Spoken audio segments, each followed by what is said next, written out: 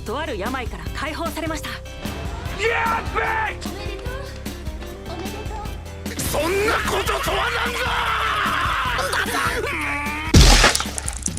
We are so back, baby, and not just us or this new part of Mushoku Tensei, but Rudius as well. He's finally free from his shackles of ED. This episode was honestly jam-packed with small details that one must keep a keen eye out for, but there are a lot to discuss, and I'm eager to get into it. But first, a quick disclaimer. As of now, I've already read volumes 1 through 20 of the light novels. Because I've already read past the anime, this video is more like a trial as to how I would tackle episode reviews from now on. I intend to give my first impressions on this episode, but also cover things I saw that were cut, or not explicitly mentioned in the anime. So if you are sensitive to said content, watch at your discretion. I won't technically be going over spoilers that pertain to which hasn't been adapted yet, but I might throw in speculation here and there. I also won't be able to cover every single cut content there, as if I do, there would be no end to it. But other than that, let's get into it. Not even 3 seconds into this first episode and we already have a massive foreshadowing detail thrown in by the animators. This is just speculation on my part, but these sparrow-like birds have been a recurring symbol that I believe portrays the different female leads in Rudius' life. Take for example, this green sparrow from this OP, which one can easily assume represents Sylphie. Furthermore, these feathers here sorta guarantee this is true, as each represents the different colors of the RGB girls. With this in mind, it would not be a stretch to assume that this little scene means something more, like maybe the return of a certain character, but I won't go further than that. I'm fairly sure that the room we see here is the room Rudius and Sylphie got down to business in. There's an ominous square patch on the bed sheets and looks oddly familiar. Though it wasn't explicitly said in the anime, it's not that difficult to infer that this patch was initially a stain from Sylphie's blood after their first night together. In the light novels, Rudius did not hesitate to enshrine it in a small box he created with his earth magic, which is what we see here. In any case, everyone seems to notice that Rudius seems to be in a good mood. Even Julie picked up on this change after Rudius head patted her, though in the light novels when Rudius head patted Julie, she is still quite fearful of Rudius due to the amount of scary things he has done. Though seeing how Zenoba also wants to be head patted by Rudius was hilarious. It's great to see Persena and Linnea in their antics again. Overall, everyone seems to be happy that Rudius is cured of his illness. Nanahoshi seems none the wiser to Rudius' new condition, though not so surprising considering her infatuation with her research, which stems from her desire to return home. Though Rudius was putting on his dense pill-type hat as he shamelessly brought up the topic of love to Nanahoshi, which as it turns out was not the right choice of topic. Makes you feel sorry for Nanahoshi and her whole circumstance. Nevertheless, Rudius has a new problem he now faces,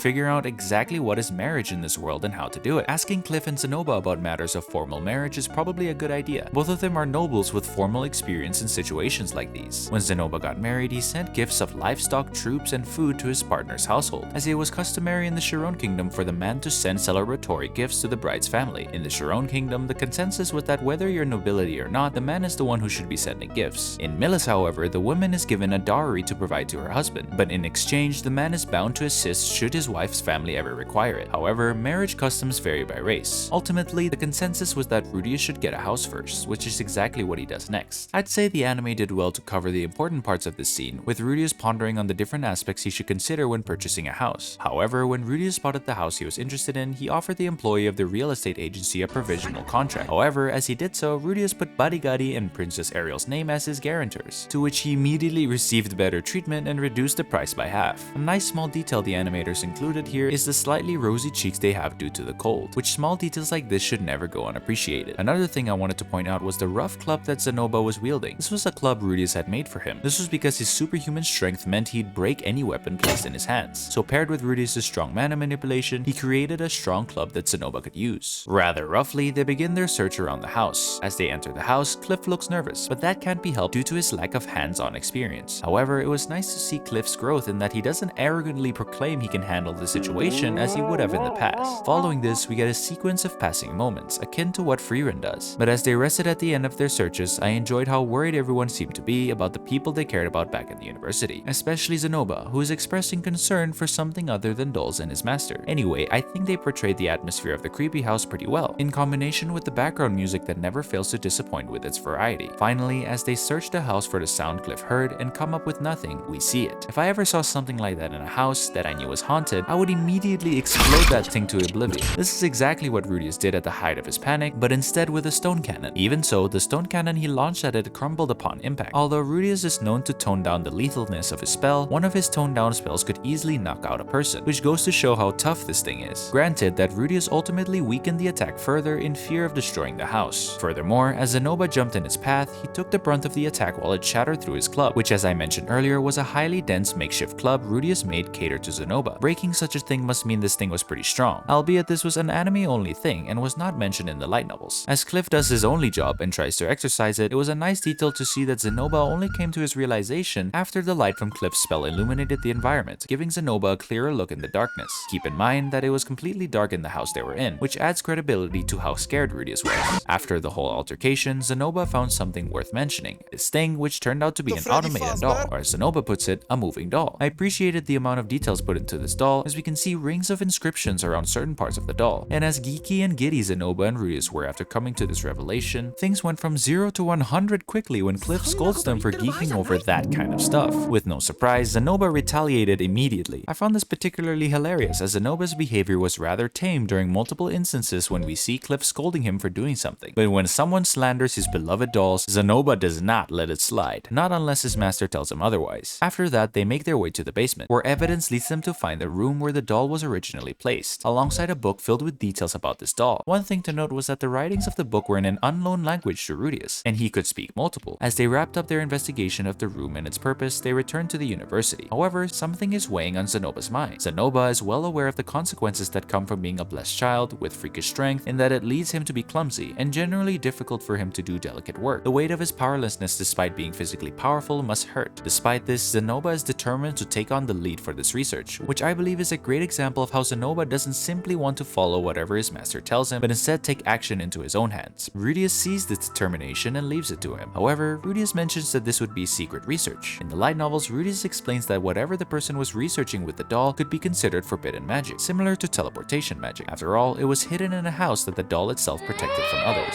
Finally, we get to see our couple, Rudeus and Sylphie, and their cute interactions as he takes her to their new home. This scene took place after 2 weeks of renovation, and there was a substantial section of the light novel chapter cut out here and instead went straight to the finished project. I'll go over it briefly here. As Rudeus puts up a call for renovations, one person comes to the job, a dwarf named Balda of the Large Hollow, or Balda the Hammer, a name he received due to his temperament as a craftsman. He always had a hammer at his side, and if he found something he didn't like, he would tear it down and rebuild it, whether it be buildings or his pupils. He was an artisan renovator and a master architect affiliated with the Magician's Guild in the Duchy of Basharant, and he has 30 years of experience in designing the layout of a building and constructing it. He acquired said skills in the holy country of Milis and has some notable achievements, such as constructing a detached school building for the University of Magic. The novels went into details on the renovation process of the house, following Balda's perspective on what he thought was a surprisingly well-designed house. There's a bit more information to be held about this, but I'll refrain from discussing it as it could be described in length in future episodes. More of these passing moments as we enjoy sweet scenes of Rudeus showing Sylphie around the house. You Sylphie fans are seriously eating lavishly throughout this season. As they make their way to the bed, Rudeus and Sylphie begin to discuss the prospects of marriage, and Sylphie still seems to be a sleeper-built freak when it comes to her willingness to allow Rudeus to have as many as he wants. That aside, their discussion consists of very important information regarding Sylphie's work with Ariel. Although they have no plans of leaving for Azura soon, Sylphie feels guilty that she might not spend as much time in the house with Rudeus. Rudeus didn't want to lose her, and there was a debt Rudeus could never repay. After all, it was her who cured him of his illness and stayed with him. But he is determined to make Sylphie his and take care of her moving forward, starting with marriage. And despite Sylphie's worries, she accepts him wholeheartedly. They both agree to speak their mind when it comes to any matter, which is a healthy and almost calculating choice when one wants to uphold a relationship. As we know, miscommunication, or the lack thereof, is a massive problem during multiple scenarios in the show. The start of their lives as a married couple starts now. And what a way to kickstart Mushoku Sundays again. Overall, I think this was a perfect episode, bringing us up to speed with the characters we know and love while setting the groundwork for the future. It was paced well and didn't cut out anything too extreme. The number of small details sprinkled here and there really helped tie the knot. The voice acting is as amazing as ever, the animation seems to uphold its quality, and the music is as enjoyable to listen to as ever. The next episode seems to be titled Wedding Reception, and I don't think further speculation is required for this.